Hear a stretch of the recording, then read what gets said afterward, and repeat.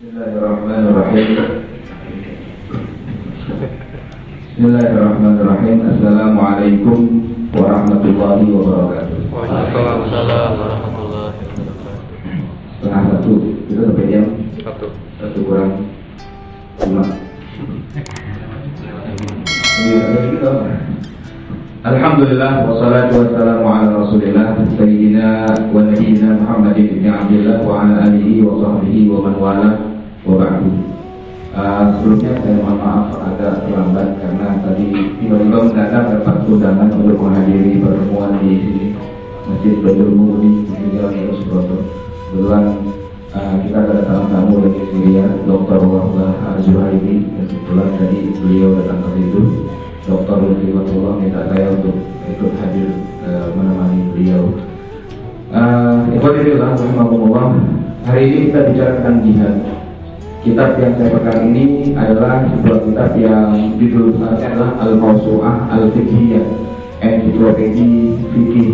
Ini satu jilid yang ke-16, totalnya ada 45 jilid, tapi semuanya bahasa Arab. Nggak apa-apa, maksud saya begini, saya sedang menerjemahkannya, tentu nggak sendirian, bersama 45 orang yang lain. Dan insya Allah terjemahannya mau kita berikan gratis di bawah nama domain www.fikihpedia.com. Nah, gitu. Kalau antum mau ikut bantu terjemahin, boleh. Boleh.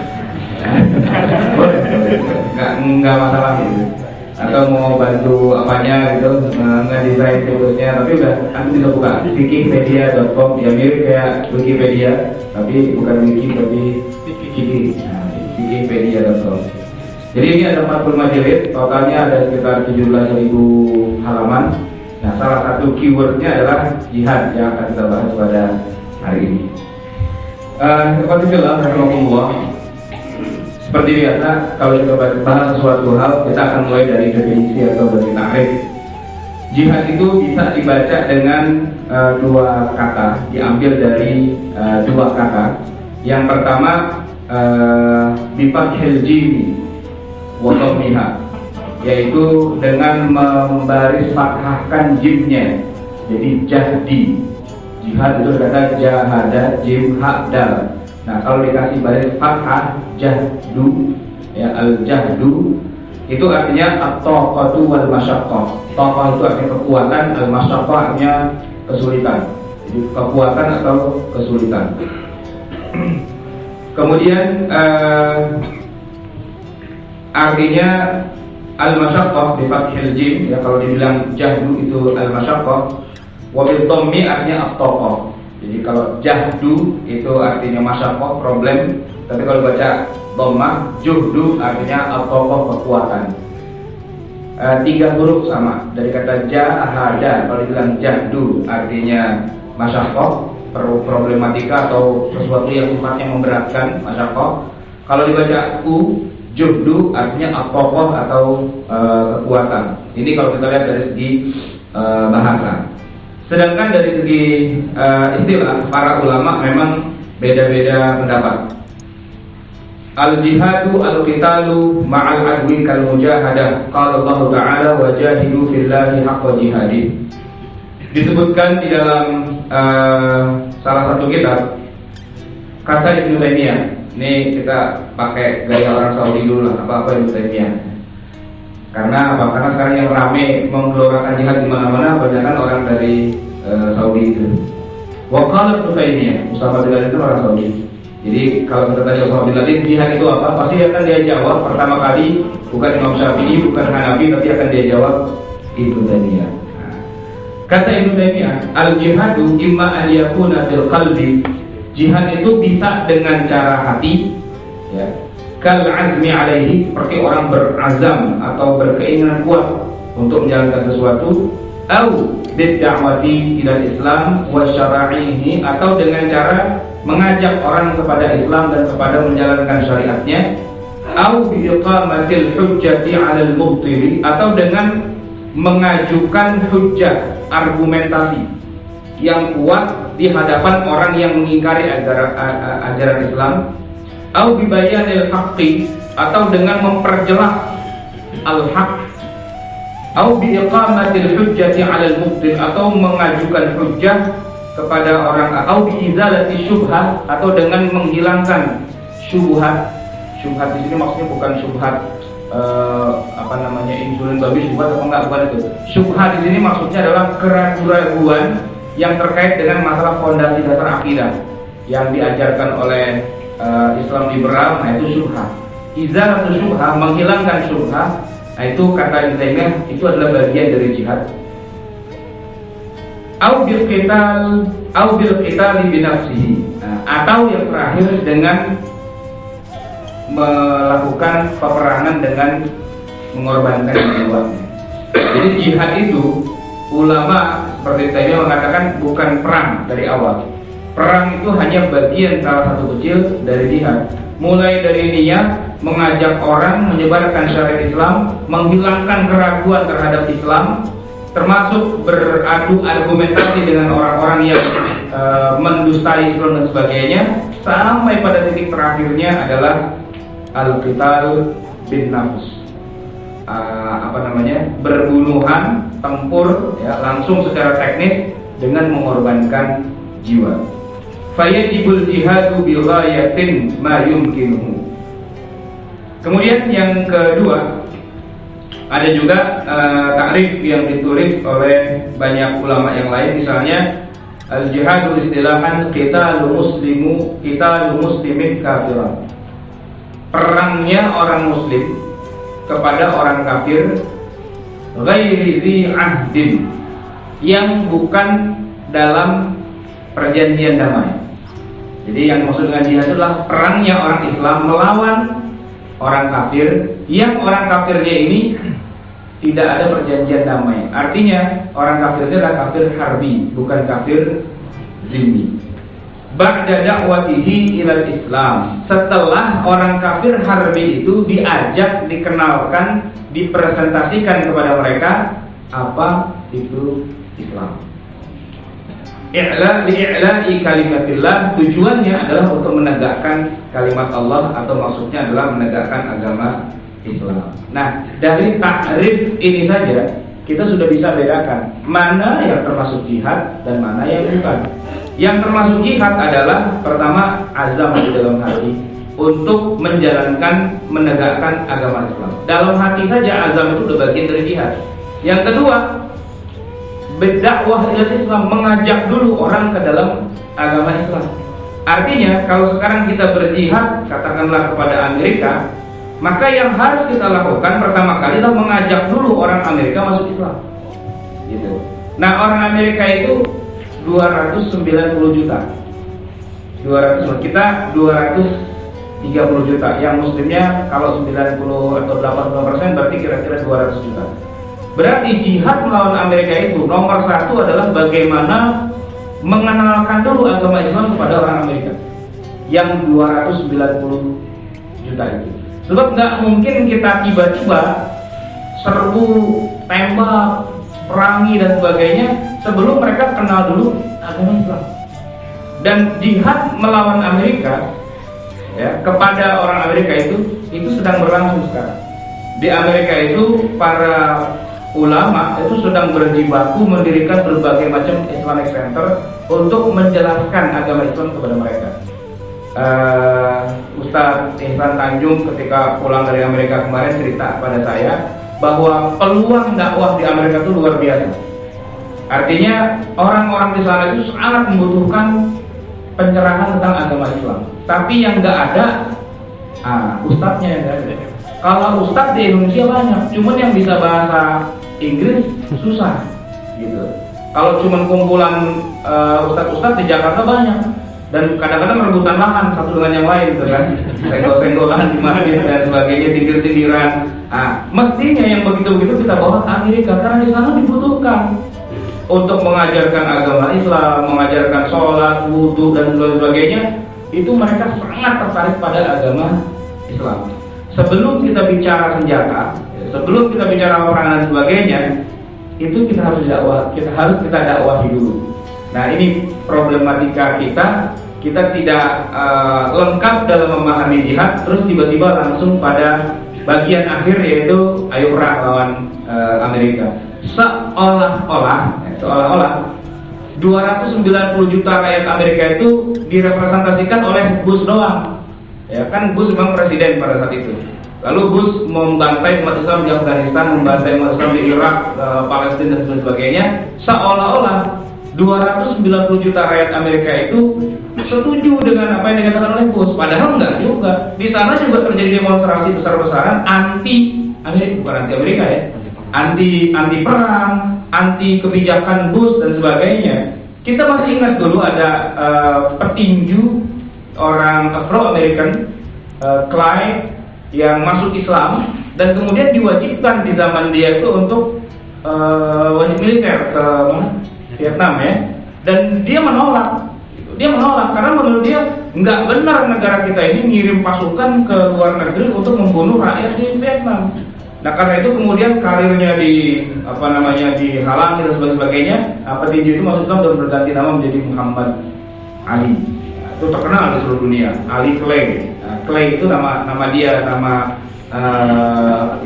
jadi ada ribuan orang Islam di sana yang juga tidak setuju. Bahkan ada ratusan juta orang yang bukan Islam yang juga tidak setuju dengan apa yang dilakukan oleh kebijakan luar negerinya Bush. Jadi kita tidak bisa mengatakan bahwa total seluruh Amerika itu berarti musuh kita. Dan itu kalau kemudian kita jadikan sebagai musuh, hitung-hitungan secara senjatanya itu pun juga jadi masalah. Sebab begini, saya kasih contoh. Ketika Rasulullah SAW hijrah ke Madinah, para sahabat Nabi berpikir kayaknya kita udah hebat tadi. Kita udah punya negara, kita udah punya wilayah sendiri, dan juga sudah punya rakyat.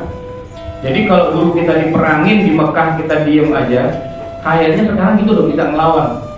Maka para sahabat usul kepada Rasulullah, ya Rasulullah, kenapa kita nggak segera angkat senjata ngelawan orang-orang Mekah? Rasulullah mengatakan belum waktunya, belum ada komando dari langit, belum ada izin dari Allah. Sampai kemudian para sahabat udah nggak ada yang berani lagi ngerayu Rasulullah untuk angkat senjata. Terakhir mereka cuma bisa tawasul lewat Hamzah. Hamzah ini pamannya Nabi. Maka mereka bilang, Hamzah, Nabi Muhammad itu kan ponakan ente, ayo dong rayu, kapan nih kita jihad? Udah waktunya kita melawan orang-orang musyrikin Mekah. 13 tahun kita diinjak-injak, sekarang kita udah punya negara sendiri, ayo dong kita balas. Hamzah digituin panas gitu. Namanya Hamzah, ya kan? Panas, dia datang pada Rasulullah. Rasulullah ada di masjid. Wajahnya itu udah marah kepada Rasulullah. Ya Muhammad, ya ibna akhi, dia bilang gitu. Wahai Muhammad, wahai anaknya saudaraku. Dia sebut ya ibna akhi. Dulu kita 13 tahun diinjak-injak sama Abu Jahal, Abu Lahab, Abu Sufyan dan sebagainya. Sekarang kita sudah punya negara sendiri, punya angkatan bersenjata sendiri, punya senjata sendiri, punya pasukan sendiri. Kenapa kita nggak perangi dia? Kenapa kita nggak angkat senjata dan kita serbu Mekah? Rasulullah bilang, la kita la hatta ya'zanallah. Tidak ada perang sampai Allah turunkan izin. Hamzah langsung menangis di hadapan Rasulullah ketika Nabi bilang, la kita la hatta ya'zanallah. Tidak ada perang kecuali setelah Allah mengizinkan. Maka Hamzah balik-balik pada sahabatnya. Lu sih guru gue kayak gini, gak usah pakai nyuruh-nyuruh gitu aja dah. Kata Rasulullah, kita la hatta ya'zanallah. Tidak ada perang sampai Allah izinkan. Itu sirah nabawiyahnya. Tapi apa yang bisa kita petik dari sirah itu? Ternyata memang saat itu umat Islam belum punya kemampuan. Memang punya senjata, memang sudah punya negara, memang sudah punya ini itu dan sebagainya. Tapi kalau buat perang, langsung bubar Madinah. Sebab peradaban yang baru saja dibangun itu akan mengalami kegoncangan. Sebab perang itu kan membutuhkan biaya yang sangat besar. Rasulullah baru saja mendirikan Madinah, baru saja mempersaudarakan Muhajirin Ansor, baru saja membangun ekonomi di Madinah. Kalau itu dihabiskan untuk dana perang, bisa bubar negara Madinah itu. Maka walaupun itu bunyinya tidak ada perang kecuali atas izin Allah, secara manusiawi hitung-hitungan strategisnya Memang umat Islam saat itu belum mampu, sehingga tidak mereka lakukan perang secara ofensif, gitu. Sampai kemudian turunlah wahyu dari Allah. A'udzubillahi minasyaitonirrajim. Udina lil ladzina yuqataluna bi annahum zulimu wa innallaha 'ala nasrihim laqadir. Sudah diizinkan bagi kalian orang-orang yang dizalimi ini untuk mengangkat senjata. Dan yang penting bagian akhir ayat ini, wa innallaha 'ala nasrihim laqadir. Dan Allah jadi backing. Nah, ketika turun ayat begitu, kata Nabi, ayo dah mau orang perang dah, ya. Ayo latihan senjata, latihan semua persiapan. Dan nggak lama kemudian ada kesempatan. Ada kafilah dagang orang-orang Mekah pulang dari Syria, pulang dari Syam. Nah, ini aja nih kita cegat keluar lah, ya. Mereka bukan angkatan perang, karena kita bermusuhan nih. Madinah dengan Mekah musuhan, bunuh-bunuhan, rampas-rampasan. Dan muhajirin kita itu yang datang dari Mekah itu pergi ke Madinah itu nggak bawa apa-apa. Kalau di sana di Mekah dia punya rumahnya disita oleh Abu Sufyan. Kalau dia punya perdagangan bisnis, dia punya kios di mall di Mekah itu kiosnya disita juga. Jadi memang perangnya ini sudah terjadi sejak masih di Mekah. Cuma Nabi nggak pernah melawan. Kenapa kok umat Islam sampai hijrah ke Madinah? Itu juga karena perang. Karena mereka diusir. Alladzina ukhriju min diyarihim, diusir dari rumah-rumah mereka. Jadi sudah terjadi perang. Maka kalau ada kesempatan membalas, ya balas. Cuman dengan satu syarat, kekuatannya sudah mumpuni atau belum. Nah, pada saat diturunkan ayat boleh perang dan dianggap kekuatan sudah mumpuni, lalu datanglah kesempatan. Kafilah dagang pulang dari Syam, mau ke Mekah, ngelewatin dekat-dekat Madinah. Kata Nabi, yuk kita perang. Pasukan berapa? 313 orang. Dalam riwayat yang lain 314. Kafilah dagang, ya kan dia nggak punya kekuatan apa-apa. Rasulullah mau nyusun kekuatan, tiba-tiba ketika beliau berjalan menuju Medan Badar itu, Abdullah bin Ubay bin Salul munafikin Madinah itu kirim kabar ke Mekah bahwa kafilah dagang kalian itu mau dirampok oleh pasukan Muhammad. Siapkan pasukan yang lebih besar, 3 kali lebih besar dari yang dipersiapkan Muhammad. Berapa emang pasukan Muhammad? 313 orang. Kata Abu Sufyan, kalau gitu kita siapkan pasukan 3 kali lipat lebih besar dari Muhammad. 1000 pasukan lengkap dengan persenjataan. Bahkan kata Utbah, saya akan bawa 70 unta yang membawa masing-masing 2 drum khamar. Kita akan jadikan perang Badar ini pesta kematiannya Muhammad dan teman-temannya. Lalu terjadilah perang Badar itu. Perang Badar yang kemudian ya mereka kalah malah orang-orang Mekah itu, kafir Quraisynya itu. Ini menarik. Menariknya apa? Rasulullah itu tidak berperang asal menang, sebab beliau punya hitung-hitungan berapa kekuatan Quraisy, berapa persenjataan dan sebagainya. Nah, kita juga begitu seharusnya di zaman ini. Mungkin kita marah ketika Amerika menghancurkan Afghanistan, Irak, Palestina, dan yang lain-lain. Tapi kalau kita bicara perangnya melawan Amerika dengan 290 juta rakyatnya, dengan nuklirnya, dengan arminya, dengan apanya, ya kita nggak punya kekuatan sebenarnya sekarang ini. Maka belum lagi waktunya, belum lagi zamannya untuk melancarkan perang dengan senjata. Sebab Rasulullah juga di Mekah itu beliau juga digebukin juga, diusir dari rumahnya, bahkan diboikot selama 3 tahun. Dan yang mati di antara para sahabat di Mekah itu juga banyak. Di boikot itu pada meninggal. Khadijah saja meninggalnya waktu lagi di boikot. Abu Talib itu meninggalnya waktu lagi di boikot selama 3 tahun.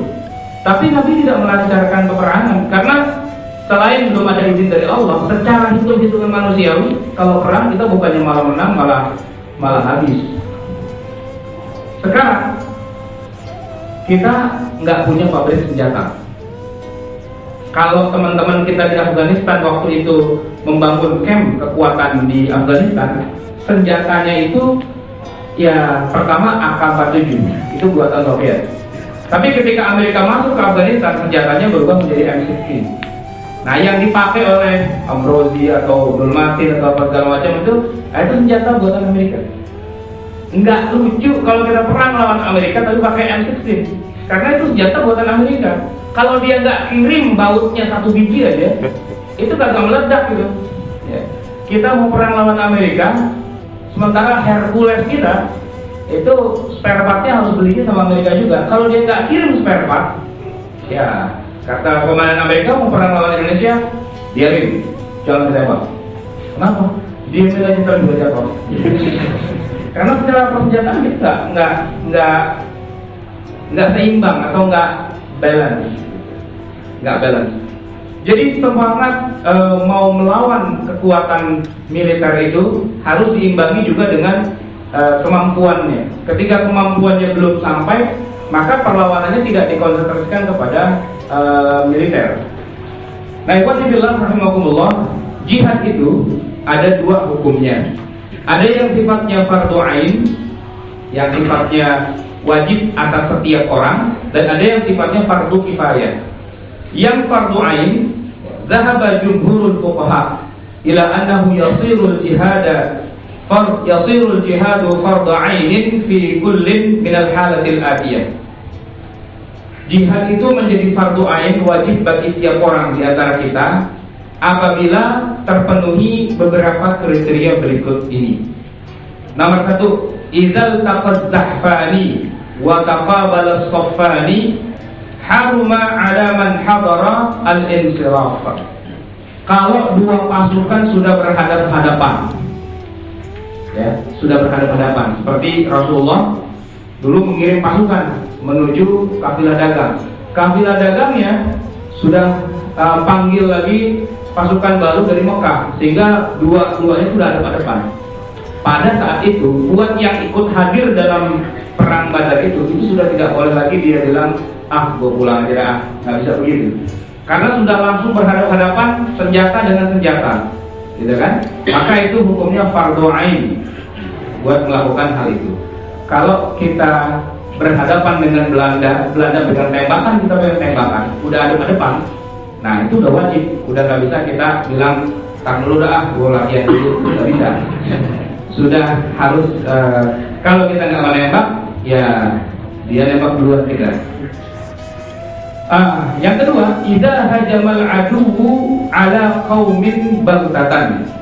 Apabila musuh menyerang kita ke negeri kita, ke tempat tinggal kita, maka kita yang diserang langsung itu wajib fardu ain untuk melawan kalau kita punya kekuatan.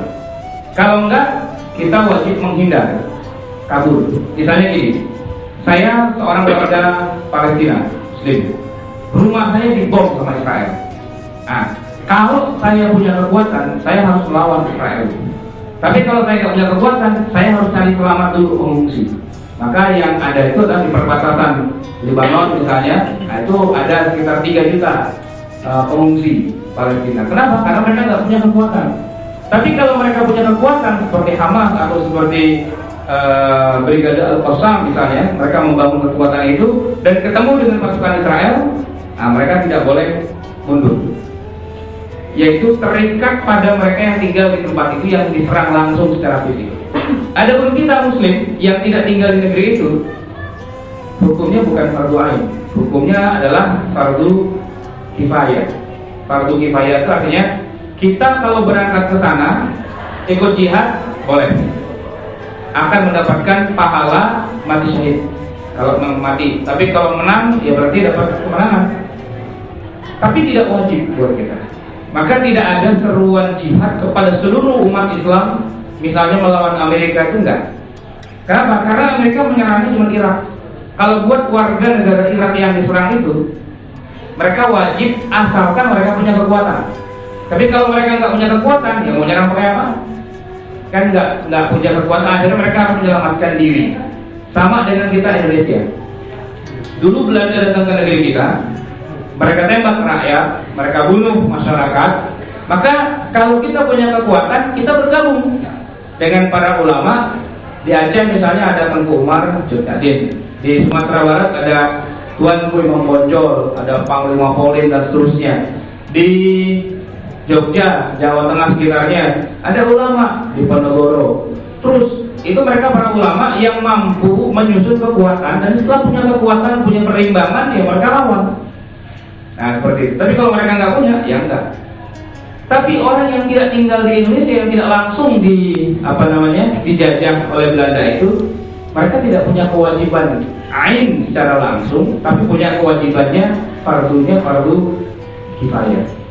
Artinya membantu sesama umat Islam itu sifatnya tidak menjadi kewajiban yang prioritas, tapi sifatnya membantu pada wilayah yang sifatnya sekunder pada berikutnya. Nah itu fardu ain. Yang kedua adalah fardu kifayah, di mana kita diwajibkan oleh Allah membantu saudara-saudara kita selama kita juga punya kemampuan. Nah kalau kita nggak punya kemampuan, ya susah juga. Contoh misalnya, dulu saudara-saudara kita di Palestina itu ketika dibantai oleh Israel, mereka nggak punya alat untuk melawan kecuali hanya batu. Tahun 87 berdiri gerakan Intifada. Anak-anak kecil ngambil batu ngelemparin pasukan Israel. Ya logikanya tetap saja Israel nggak akan mati lempar batu. Cuma sekedar menakut-nakuti mungkin, ya. Nah, maka dipikirkan gimana cara melawan yang lebih efektif biar Israel mati. Kemudian ijtihad berikutnya adalah dengan cara pasang bom.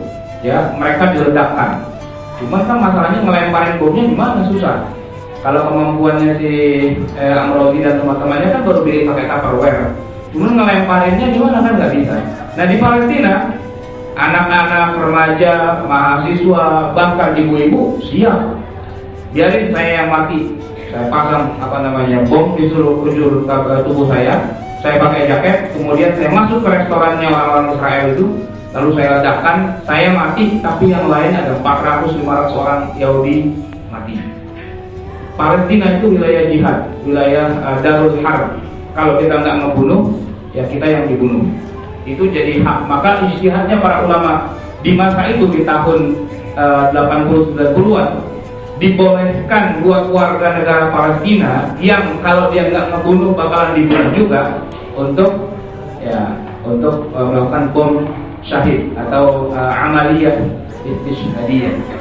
Tapi sekarang dengan bantuan beberapa negara Islam yang lain, saya nggak menyebut Indonesia, tapi mungkin boleh jadi ada juga orang Indonesia.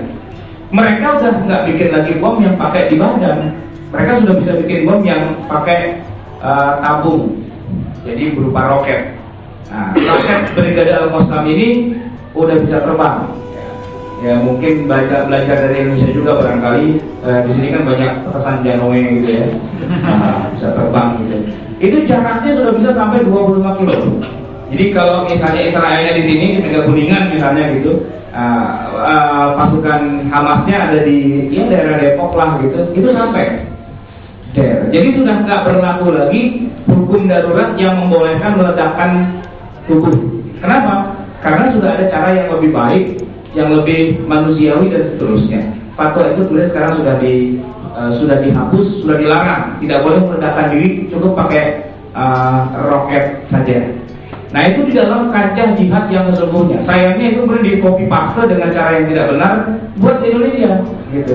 Jadi dia membunuh diri. Cuman banyak ketidaksesuaiannya. Kalau di Palestina yang dibunuh itu Yahudi, memang Israel. Tapi kalau di sini kan yang dibunuh orang ini cuma tukang susu lagi lewat di sini, kemudian kena pecahan kaca, martir dan sebagainya, satpam. Orang-orang yang nggak berdosa dan mereka bukan orang kafir, dia orang Islam. Gitu. Yang kedua, di sana itu memang medan jihad, di sini bukan medan jihad. Ibarat sederhananya, kalau mau melawan Amerika, yang diserang Amerika loh. Masa Jakarta, masa Kuningan daerah sini yang diserang? Kan nggak pas. Kalau mau nyerang tuh Pentagon, nah itu boleh. Atau mau nyerang misalnya West Point, itu boleh. Ya, kalau memang bisa, ya kalau nggak bisa, ya cari dulu cara yang lainnya. Sehingga apa yang dilakukan oleh warga Palestina pada saat sekarang ini, yaitu meluncurkan roket atau ke sana itu dikatakan sebagai jihad. Kita yang bukan tinggal di sana, kita tidak wajib secara ain buat kita, tapi kita punya kewajiban secara kifai.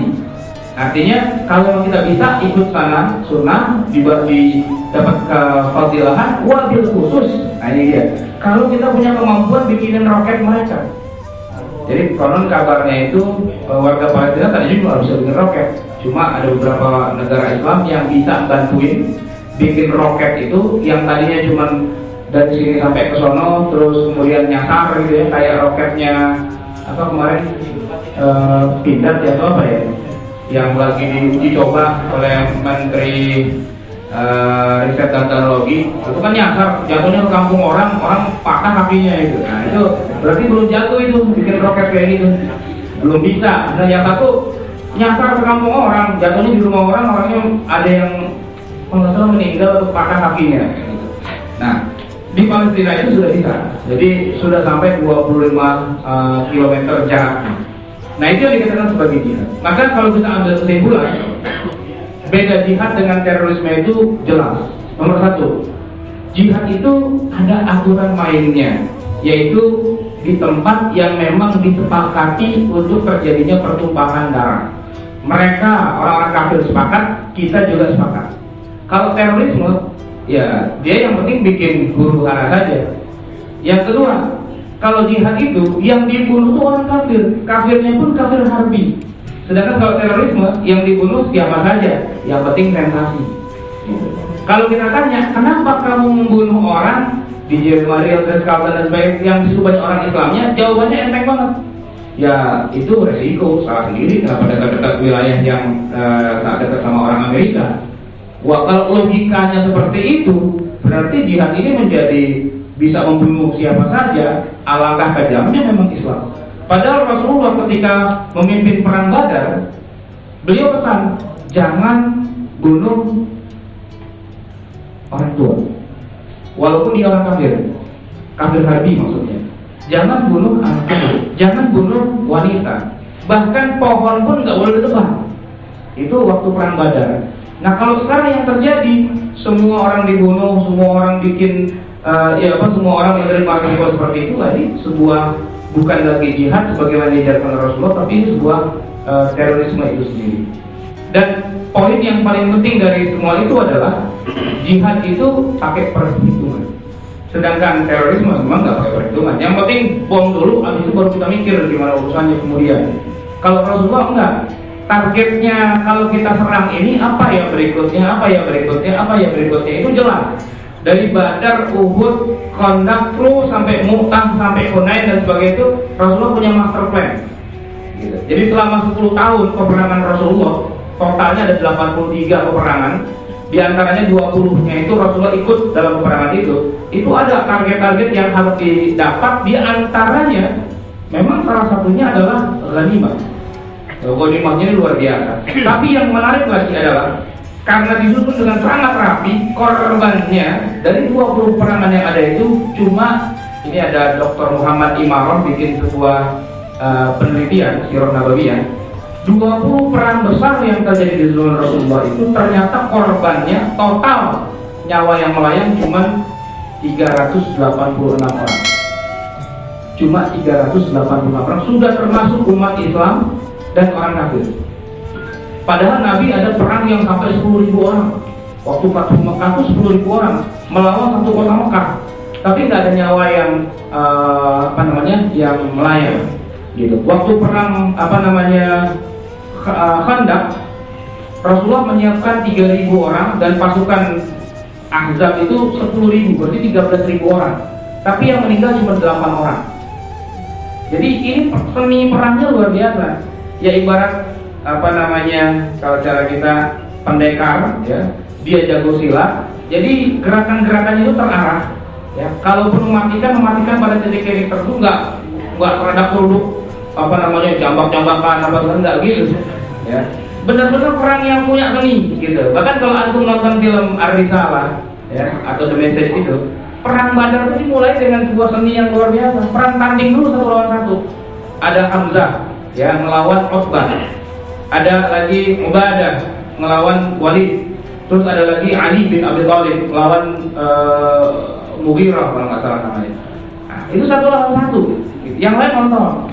Begitu jatuh dibunuh, wah Allah Akbar, umat Islam yang menang, gitu kan? Setelah itu baru perang yang berbaris-baris. Orang kafir rame-rame, umat Islam paling depan pasang dulu pasukan pemanah.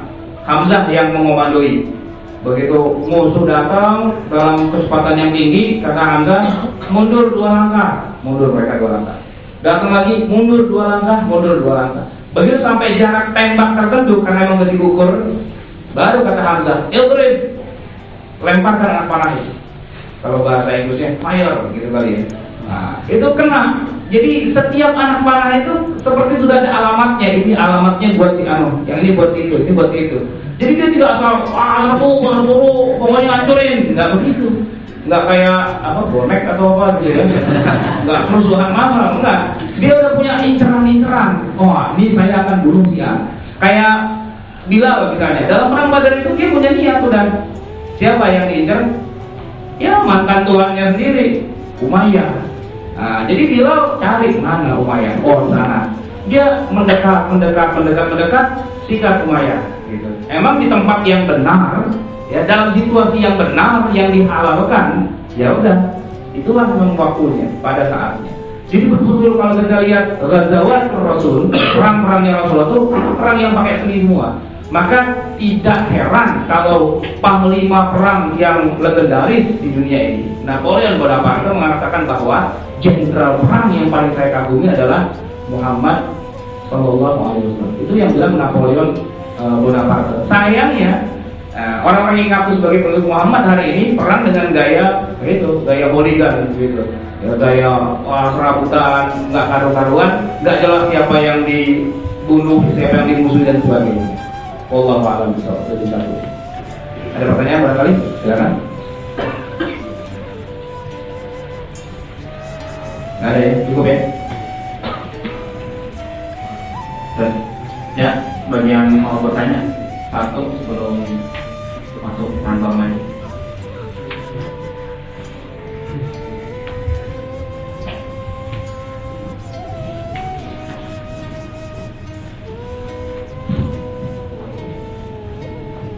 Kalau nggak ada kita tutup dulu secara formal nanti. Kalau memang ada pertanyaan benar-benar nanti secara informal. Tutup pada sama-sama materi pihaknya. Semoga kita semua telah tercerahkan ya makna dan definisi yang dilihat dari Islam itu sendiri. Tutup majlis ini dengan baca hamdalah, istighfar dan doa. Assalamualaikum warahmatullahi wabarakatuh.